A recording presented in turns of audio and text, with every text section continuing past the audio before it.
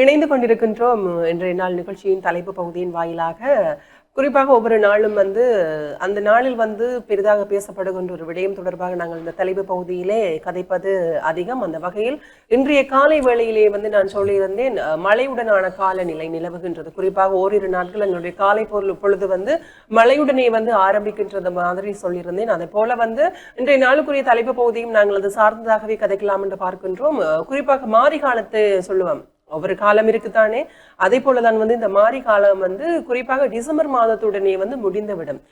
ஜனவரி பிறந்தால் மழை இருக்காது, கதிர் வெட்டுவார்கள், தைப்பொங்கல் கொண்டாட்டம் இவ்வாறாக இருக்கின்ற இந்த காலகட்டத்தில் தற்பொழுது மாறி இருக்கின்றது. இந்த மழை காலமை மாறி போய் தற்பொழுதுதான் மாறி கொண்டாடுவதை போல மழை எல்லா இடங்களிலும் பரவலாக இந்த தூறல் மழை, மாரி மழை எவ்வாறு இருக்குமோ அந்த மழை தற்காலத்தில் தான் பார்க்கக்கூடிய மாதிரி இருக்கின்றது. இது விவசாயிகளுக்கு ஒரு பேர் இடியாகத்தான் இருக்கும் என்று நினைக்கின்றேன். குறிப்பாக எல்லா வயல்களிலும் இப்பதான் நெல் மணிகள் அப்படியே பூத்து குலுங்கி தயாராக நிற்கின்ற இந்த காலகட்டத்தில் மீண்டும் மழை காலம் அல்லது போனால் வெள்ளம் ஏற்படுகின்ற பட்சத்தில் அந்த பூத்து குலுங்கி இருக்கக்கூடிய நெல்களுக்குமே ஒரு விளைவு ஏற்படக்கூடிய போல இந்த மழைகள் திரும்பவும் ஆரம்பித்திருக்கின்றது. எனவே விவசாயிகள் கொஞ்சம் எச்சரிக்கையாக நீங்கள் செயல்பட வேண்டும். உங்களுக்குரிய எச்சரிக்கைகள் வளிமண்டலவியல் திணைக்களமும் அறிவுறுத்தி கொண்டிருக்கின்றது. அதே நேரம் யாழ்ப்பாண பல்கலைக்கழகத்தினுடைய புவியியல் துறை பேராசிரியர் நாகமுத்து பிரதீபராஜ் அவர்களுமே அறிவுறுத்தி கொண்டிருக்கிறார்கள். எனவே அவர்களுடைய அறிவுறுத்தலுக்கு ஏற்றால் போல நீங்களும் செயற்படுமாறும் நாங்கள் இந்த நிகழ்ச்சியின் வாயிலாக கேட்டுக்கொள்கின்றோம். குறிப்பாக இந்த மழை வந்தாலே நாங்கள் மழையை சார்ந்த இன்னொரு விடயம் கதைக்க போகின்றோம். விபத்து தொடர்பாகவும் நாங்கள் பார்க்கலாம். குறிப்பாக இன்றைய நாள் காலை பத்திரிகைகளை எடுத்துக்கொண்டாலே நேற்றைய தினத்தில் 2 கோர விபத்துக்கள் நடைபெற்றிருக்கின்றது. குறிப்பாக காலை வேளையில், நேற்று காலை வேளையிலேயுமே ஒரு விபத்து, அது புத்தளம் பகுதியில் நடைபெற்ற ஒரு விபத்து. பெண்கள் உட்பட 3 சம்பவ இடத்திலே பலியாகி இருக்கக்கூடிய ஒரு சம்பவம். அது கார் மற்றும் வேன் நேருக்கு நேர் மோதி அந்த விபத்து ஏற்பட்டிருக்கின்றது. 3 பலியாக இருந்தார்கள்.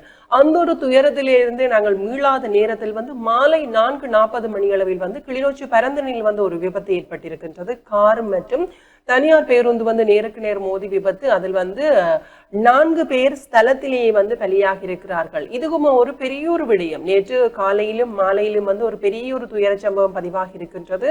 அந்த 4 பேரில் 3 பேர் ஒரே தரத்தில் படித்தார்கள். அந்த பத்திரிகைகள் வாயிலாக நாங்கள் செய்தியை பார்க்கக்கூடியதாக இருக்கின்றது.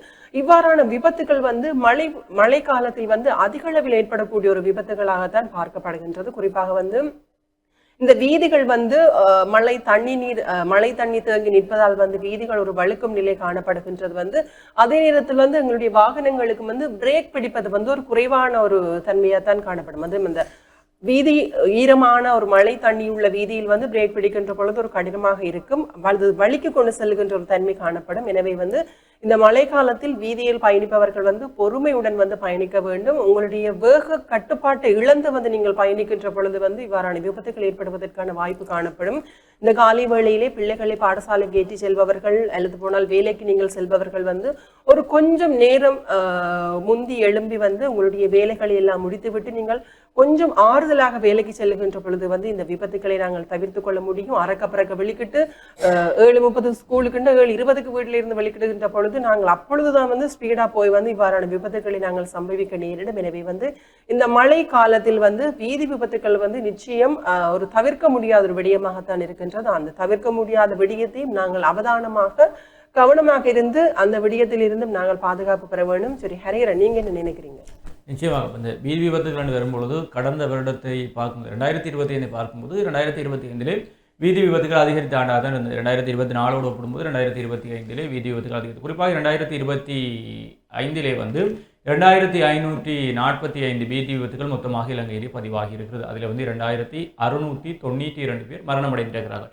அப்போ 2024 ஒப்பிடும்போது 272 வீதி விபத்துகள் 2025 அதிகமாக பதிவாயிருக்கு. அதே போல 312 இறப்புகள் 2025 2024 ஒப்பிடும்போது அதிகமாக பதிவாகி இருப்பதாக கூறப்படுகிறது. ஒவ்வொரு ஆண்டும் இந்த வீதி விபத்துகளுடைய எண்ணிக்கை அதிகரிப்பதும் அதனால் வரக்கூடிய இறப்புகளுடைய எண்ணிக்கை அதிகரித்துக் கொண்டிருப்பதுமாக கூறப்படுகிறது. இலங்கை போன்ற வளர்ச்சியடைந்து வரக்கூடிய நாடுகளிலே இந்த வீதி விபத்துகள் எல்லாம் அதிகரித்துக் கொண்டிருப்பது இலங்கையின் உட்கட்டமைப்பு வசதிகள் இன்னும் போதாதுள்ளது. அதே போல மக்கள் மத்தியிலே இந்த வீதி விபத்துகள் அல்லது வீதி சட்டங்கள் தொடர்பான தெளிவின்மைதான் காரணம் என்று கூறப்படுகிறது. எனவே நாங்கள் இந்த 2025 ஆரம்பிக்கும் போது கூறியிருந்தோம், இந்த ஆண்டிலாவது இந்த வீதி விபத்துக்களை குறைத்து வீதியில் பயணிக்கும் போது எங்களைப் போலதான் மற்றவர்களுக்கும் குடும்பம், பிள்ளைகள், உறவினர்கள் எல்லோரும் இருக்கிறார்கள் என்ற எண்ணத்தோடு பயணியுங்கள். வீதி விபத்துக்கள் குறைந்த ஆண்டாக இந்த ஆண்டை மாற்ற வேண்டும் என்ற கருத்துக்களை நாங்கள் முன்வைத்தோம். இருந்தபோதிலும் நேற்றைய தினம் இடம்பெறக்கூடிய சம்பவங்கள் எல்லாருக்குமே மிகப்பெரிய ஆழ்ந்த சோகத்தை கொடுத்ததாக இருக்கிறது. நேற்று இடம்பெறக்கூடிய 2 விபத்துகளில் மொத்தமாக 7 பேர் உயிரிழந்திருக்கிறார்கள், பலர் காயமடைந்தும் இருக்கிறார்கள். எனவே இந்த வீதி விபத்துக்கள் என்பது தனியே எங்கள் சார்ந்தது மட்டுமல்ல, அந்த வீதியால் பயணிக்கக்கூடிய மற்றவர்கள் சார்ந்ததாகவும் இருக்குது. ஒரு பக்கம் சொத்து இழப்புகள் ஏற்படுது, அதை பண்ணி உயிரிழப்புகள், அதே போல காயமடைந்து வைத்தியசாலைகள் இருப்பது அதை விட துன்பவியலான காரணமாக இருக்குது. அப்போ இந்த விடயங்கள் எல்லாம் பார்க்கும் பொழுதும் நம்மவர்கள் மத்தியில் இந்த வீதி போக்குவரத்து சட்டங்கள் அல்லது வீதி விதிமுறைகள் அல்லது வீதிகளில் பயணிக்கக்கூடிய எந்தெந்த வீதிகளுக்கு எப்படி வாகனங்களை செலுத்த வேண்டும் என்ற எண்ணங்கள் அல்லது அதுமான படிப்பினைகள் விளக்கங்கள் என்பது இன்னும் சீரான மட்டத்துக்கு வரவில்லை என்பதை விளங்கிக் கொள்ளக்கூடியதாக இருக்குது. அதே போல இந்த போக்குவரத்து போலீசாரும் சில இடங்களிலே காட்டக்கூடிய நெகிழ்வுத்தன்மைகள் இன்னும் அவர்கள் இந்த வீதி நடைமுறைகளை பயணிக்கக்கூடிய சாரதிகள் அவற்றை இறுக்கமாக பயணிப்பதற்கான அந்த நெகிழ்வுத்தன்மைகள் அவர்களை இறுக்கமாக பயணிக்க முடியாத அளவிற்கு வைத்திருப்பதாகவும் பார்க்கப்படக்கூடியதாக இருக்குது. அது எல்லா போலீசாரையும் தாண்டி சிலர் கொடுக்கக்கூடிய நெகிழ்வுத்தன்மைகள் இதன் காரணமாக. அதை தாண்டி அண்மை நாட்களிலே அதிகரிக்கக்கூடிய இந்த வாகன பாவனை, இந்த திடீரென்று எல்லாரிடமும் இருக்கக்கூடிய கார், திடீரென்று இப்போ கொஞ்ச நாள் எல்லாரும் திடீர் பணக்கார் ஆகிறார்கள், திடீரென்று எல்லார்டையுமே கார் வருது, திடீரென்று எல்லார்டையுமே 4 சக்கர வாகனங்கள் வருது. அப்போ எல்லாருமே சின்ன சின்ன படியெல்லாம் கார் வச்சுக்காங்க. அப்போ இருக்கும்போது இந்த எடுக்கக்கூடிய வாகனங்கள் அனைத்துமே திடீரென வரக்கூடிய வாகனங்கள் எல்லாம் திடீரென்று மாயமாகக்கூடியதான் இருக்குது. அப்போ அவர்கள் வாகனம் பற்றிய போதிய அனுபவம், லைசன்ஸ் இருக்குது என்பதற்காக இந்த வாகனங்களை ஓடிவிட முடியாது. ஏன்னா லைசன்ஸ் எடுத்துட்டு அடுத்த நாள் போய் விழுந்து முறிஞ்சாக்களும் இருக்குது. எனவே சாரதி அனுமதி பத்திரம் என்பது எங்களுக்கு அந்த வாகனம் ஓடக்கூடிய முறைகளை நாங்கள் அறிந்து கொள்வதற்கான அனுமதி பத்திரமாக மாத்திரமே இருக்கிறது. அதுவான அனுபவங்கள், அதிலும் குறிப்பாக இந்த 4 சக்கர வாகனங்களை நாங்கள் ஓட்டும்போது மிகுந்த அனுபவம் எங்களுக்கு வேண்டியதாக இருக்கிறது.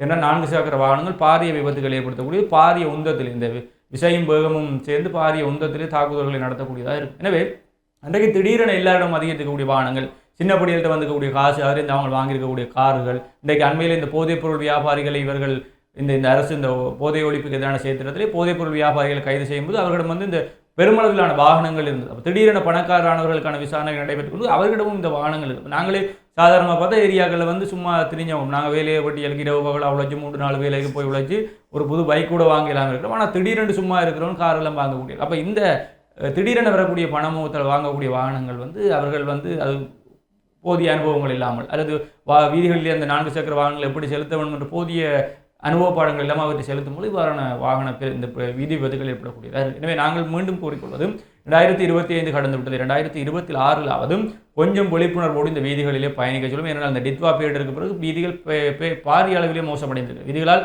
பயணிக்க முடியாத அளவில் கூட பாரிய வீதிகள் காணப்படும். அந்த வீதிகளுக்குள்ளும் நாங்கள் 100 ரூபா தான் போக மாட்டோம், அப்படியே வீட்டை போக வேண்டியதாக தான் இருக்குது. அப்போ எனவே தயவு செய்து இந்த வீதிகளுடைய நிலைமைகளை கருத்தில் கொண்டு, குறிப்பாக இங்கே இருக்கக்கூடிய இந்த மோட்டார் வாகனங்கள் எல்லாம், மோட்டார் சைக்கிள் எல்லாம் எங்களுடைய வீதிகளுக்கு இன்றைக்கு இவைகள் இறக்குமதி செய்யக்கூடிய நவீன ரக மோட்டார் சைக்கிள் எல்லாம் எங்களுடைய வீதிகளுக்கு பொருத்தமானது என்றால் நிச்சயமாக இல்லை. அது அங்கே தயாரிக்கப்படக்கூடிய நாடுகளுடைய வீதிகள் வன்வேயாக இருக்கலாம், அல்லது மோட்டார் சைக்கிள்களுக்கு அந்த வீதிகள் ஒதுக்கப்பட்டிருக்கும், அந்த வீதிகளுக்கு அந்த மோட்டார் சைக்கிள் ஓகே. ஆனால் எங்களை போன்ற நாடுகளில் இருக்கக்கூடிய அபிவிருத்தி அடைந்து வரக்கூடிய நாடுகளில் இருக்கக்கூடிய வீதிகளிலே அந்த மோட்டார் சைக்கிள் இறக்குமதி செஞ்சு நாங்கள் இங்கே ஓடும்போது கால்கை முறியத்தான் செய்யும். எனவே தயவு செய்து இந்த விடயங்களிலே கவனமாக இருந்து கொள்ளுங்கள். வாகனங்களுடைய தரங்களை முதலிலே பரிசீலித்துக் கொள்ளுங்கள். அதே போல் ஓடக்கூடிய பாதைகளுடைய தரங்களை பரிசீலித்துக் கொள்ளுங்கள்.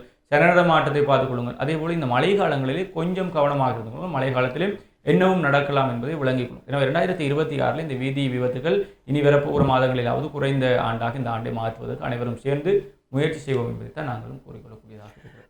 கட்டாயம் ஹரிஹரன், இன்னும் ஒரு விடயம் கூட எனக்கு ஞாபகம் வருகின்றது. நீங்கள் கூறியிருந்தீர்கள் அண்மைய காலத்தில் இந்த கார்களினுடைய பயன்பாடு அதிகரித்து இருக்கின்றது. வீதியில் எந்நேரமும் கார்கள் பயணித்துக் கொண்டிருக்கின்றது. அந்த காரினுடைய நம்பர் பிளேட் எல்லாத்தையுமே பார்த்தால் புதிதாகத்தான் இருக்கின்றது. புதிதாக அண்மையில் வாங்கின காராகத்தான் இருக்கின்றது. நீங்கள் கூறினது போல திடீர் இவ்வளவு ஒரு பெரிய மாற்றம், திடீரென்று ஒரு குறிப்பிட்ட ஒரு 2 தொடக்கம் 3 மாதத்திற்குள் இவ்வளவு ஒரு பெரிய ஒரு மாற்றம் இவ்வாறு வந்தது. அது ஒரு புறம் இருந்தாலுமே கூட ஓட்டுநர்களும் நாங்கள் சரியாக இருக்க வேண்டும். ஓட்டுநர்கள் சரியாக இருந்தால்தான் பாதையும் சரியாக இருந்தால்தான் வீதி விபத்துக்களை தடுக்க முடியும். நீங்கள் கூறினது போல இந்த வீதி விபத்துக்கள் தனிநபர் சார்ந்த ஒரு பிரச்சனை இல்லை, அது எங்கள் சார்ந்த பிரச்சனை. அதே நேரத்தில் எதிரே வருபவர் பக்கத்தில் வருபவர்கள் சார்ந்த பிரச்சனையாக தான் காணப்படுகின்றது. ஒரு வீதி விபத்து 2 வாகனங்கள் நேருக்கு நேர் மோதுகின்ற பொழுது அந்த 2 வாகனத்தில் பயணிப்பவர்கள் மாத்திரமன்றி அக்கம் பக்கத்தில் இருப்பவர்களுக்கும் பாதிப்பை ஏற்படுத்தக்கூடியதாக காணப்படுகின்றது. எனவே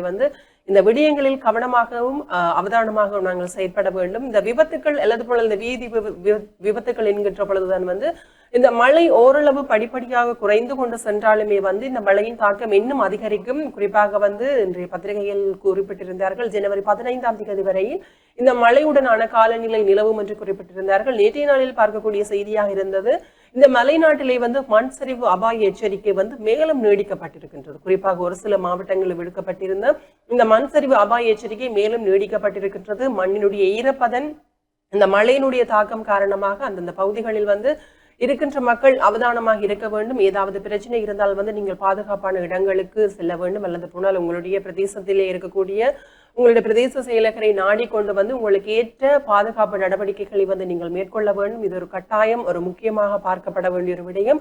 மற்றும் நேற்று கேள்விப்பட்ட இன்னும் ஒரு செய்தி கூட, அந்த சிவனொளி பாத மலையிலும் வந்து மண் சரிவு ஏற்படுவதற்கான அபாயம் காணப்படுவதாக செய்திகள் வந்து வெளியாக இருந்தது. வந்து சிவனொளி பாதமலைக்கு யாத்திரிகர்கள் பாத யாத்திரை செல்லுகின்ற இந்த சந்தர்ப்பத்திலே வந்து இவ்வாறான ஒரு செய்தி வந்து இந்த யாத்திரிகர்கள் மத்தியில் வந்து ஒரு பதற்றத்தை ஏற்படுத்தக்கூடியதாக காணப்படுகின்றது. இருந்தாலுமே வந்து இலங்கையினுடைய தேசிய கட்டிட ஆராய்ச்சி நிறுவனம் நேற்று ஒரு அறிக்கையை வெளியிட்டிருந்தது. குறிப்பாக வந்து சிவனொளி பாதமலையில் வந்து மண் சரிவு ஏற்படுவதற்கான அபாயம் இல்லை, எனவே வந்து யாத்திரிகர்கள் பயப்பட வேண்டாம், நீங்கள் வளமையை போல வந்து உங்களுடைய யாத்திரை பயணங்களை மேற்கொள்ளலாம் என்று தேசிய கட்டிட ஆராய்ச்சி நிறுவனம் அறிக்கை ஒன்றை வெளியிட்டிருந்தார்கள்.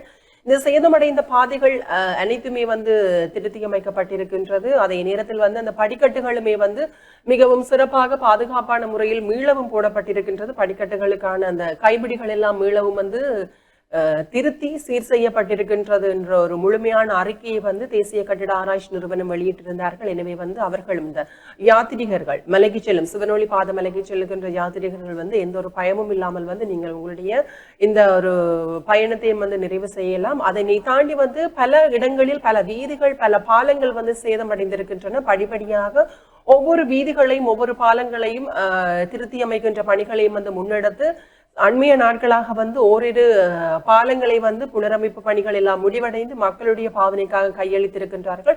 அவ்வாறு மக்களுடைய பாவனைக்காக கையளிக்கின்ற பட்சத்தில் வந்து அவர்கள் சில அறிவுறுத்தல்களையும் விடுத்திருக்கிறார்கள்.